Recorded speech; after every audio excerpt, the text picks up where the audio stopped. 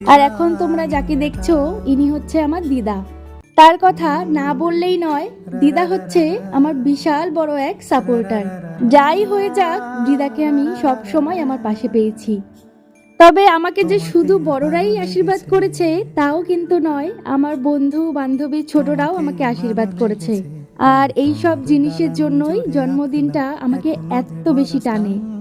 আর আমি না অনেক অনেক গিফট পেয়েছি, সমস্ত গিফট আমার ভীষণ পছন্দ হয়েছে। তোমরা যদি দেখতে চাও অবশ্যই জানিও, তাহলে আমি পরের ভিডিওতে তোমাদেরকে আমার সমস্ত গিফটসগুলো দেখাবো। আর এখন যে গিফটটা খুলছি এটা আমাকে একটা দাদা দিয়েছিল। তবে শুধু যে এটাই দিয়েছে তা নয়, তার সঙ্গে ড্রেস, চকলেটস ওসবও কিন্তু ছিল। তবে এই ফটোটা আমার কিন্তু খুব পছন্দ হয়েছে। আর এইদিকে সবাই আশীর্বাদ করেছিল, সেই ধানগুলো একদমই আমার চুলের ভেতরে ঢুকে আছে। যাই হোক, আজ আর খাওয়া দাওয়ার পর্বটা দেখাচ্ছি না, ভিডিওটা যেহেতু অনেক বড় হয়ে যাচ্ছে সেই জন্য।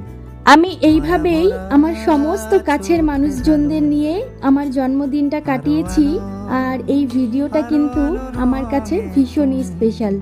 তোমরাও কিন্তু জানিও যে তোমাদের ভিডিওটা কেমন লাগলো। তাহলে চলো আজ আসি, টাটা।